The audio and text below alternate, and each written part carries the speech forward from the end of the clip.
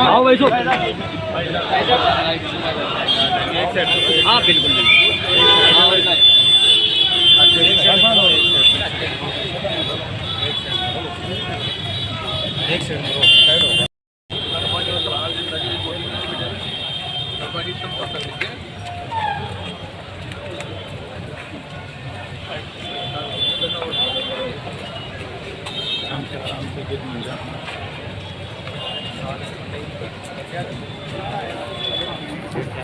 हाँ बिल्कुल सर, हम भी कैमरा मैन ही है सर।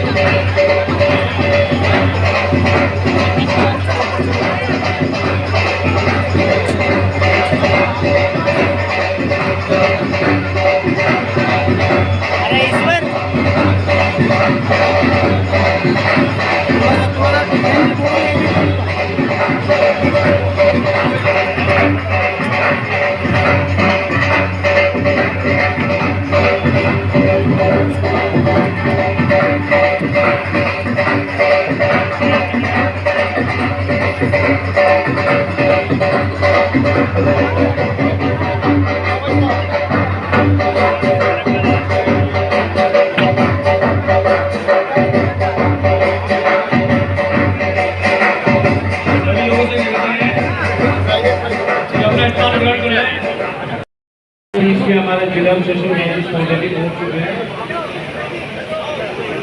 जो आज के कार्यक्रम की अध्यक्षता कर रहे हैं हमारे विशिष्ट अतिथि कोटा दक्षिण विधानसभा वो भी आए। नवीन शर्मा जी मुख्य अतिथि का स्वागत के क्रम में, संजीव विजय जी, महेंद्र सिंह निर्भय जी,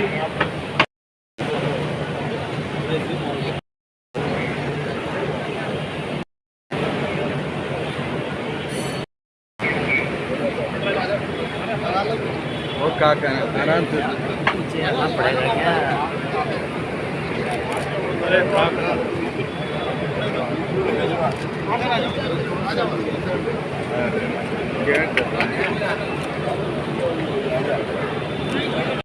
जगह जगह बीकानेर में, अजमेर में, जोधपुर में सब जगह जो है बिल्डिंग जो है न्यायिक जो भवन बन गए हैं, लेकिन कोटा थोड़ा इसमें पीछे रह गया है।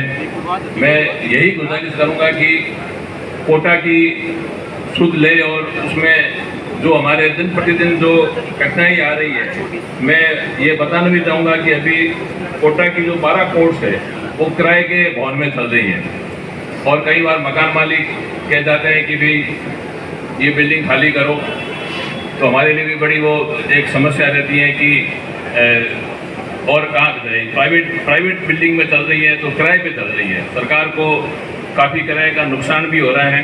तो यही गुजारिश है कि जो एडवोकेट्स को भी काफ़ी परेशानी है, एक बिल्डिंग कहीं है एक कहीं है, तो उनको बार बार किसी कोर्ट में एक ही प्रीमिसेस में हो तो उसको आने जाने में जो है आसानी रहती है। तो मेरा यही निवेदन है कि जल्दी से जल्दी इस ज़मीन का कुछ हो जाए तो हमारा जो निर्माण कार्य शुरू हो जाए।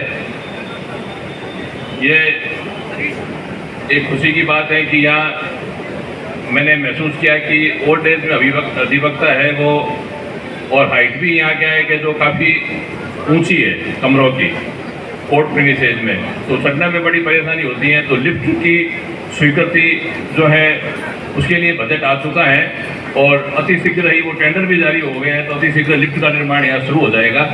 तो अभी तक जो हमारे पास संसाधन है उसमें हम प्रयास कर रहे हैं कि हम आम जनता को उनकी तकलीफ़ों को जो है दूर कर सके और शीघ्र और सस्ता न्याय जो है वो हम दे सके, हम इसके लिए प्रयासरत है। मैं यही कहना चाहूँगा कि यहाँ अधिवक्ता का हमें पूर्ण सहयोग है, तो हमें हमारी जो एक प्रमुख मांग जो ज़मीन की है वो पूरी हो जाए, यही आशा और विश्वास रखता हूँ। धन्यवाद। की जो दूर दराज से जो फरियादी आता है उस फरियादी को भी बैठने की एक अच्छी व्यवस्था हो। कम से कम उसको ये नहीं रखना चाहिए कि मैं अदालत में जा रहा हूँ तो सजा भुगत रहा हूँ। ऐसा मुझे जब भी फरियादी मिलते हैं तब एक ही बात कहते हैं कि साहब फैसला कब होगा पता नहीं, लेकिन अदालत के चक्कर लगाते लगाते ही हमारी ज़िंदगी खराब हो जाती है।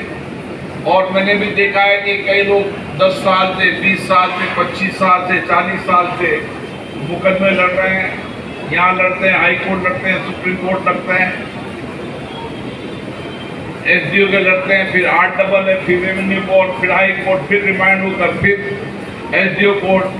तो व्यक्ति की जिंदगी मुकदमे में खर्च हो जाती है। और इसीलिए ये जिला अदालतें आज की आवश्यकताओं के अनुसार होना चाहिए, आज की सुविधाओं के अनुसार होना चाहिए। और मेरा मानना है कि आप सब सहमत होंगे तो निश्चित रूप से जनवरी 2026 में इनके निर्माण कार्य को शुरू करा देंगे। मुझे याद है इसमें बहुत तकलीफ थी। जिला सत्र न्यायाधीश जी जब मुझे पहली बार मिले, जब मैंने इसकी शुरुआत की, फिर मैंने डिफेंस मिनिस्टर साहब से चर्चा की, फिर मैंने जो जो स्तर हो सकते थे सारे स्तर पर चर्चा की। माननीय रक्षा मंत्री जी ने भी व्यक्तिगत इंटरेस्ट लेकर उन्होंने कहा कि ये डिफेंस वालों को कि स्पीकर साहब का मामला करना ही है। और उन्होंने डिफेंस के मामले के अंदर, आपका अनुभव होगा लेकिन हमारा अनुभव पार्लियामेंट में हम रोज सुनते रहते हैं, डिफेंस का अनुभव ये रहा है कि वो एक ऐसा क्षेत्र है जहाँ से कोई निर्माण की स्वीकृति लेना या उस इलाके में कुछ भी नया बनाना असंभव है। इसलिए लेकिन आप निश्चित रहें, अब सारे अवरोधक समाप्त होंगे। आपकी सर्वसम्मति चाहिए।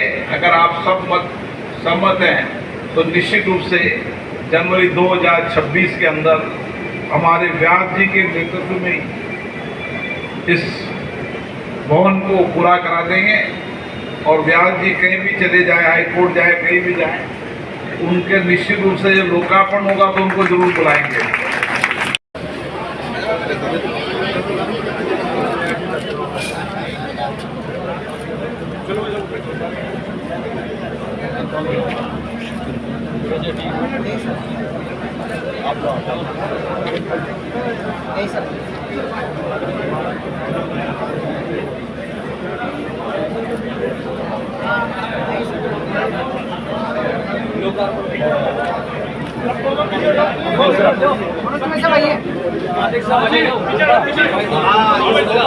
कटा दो।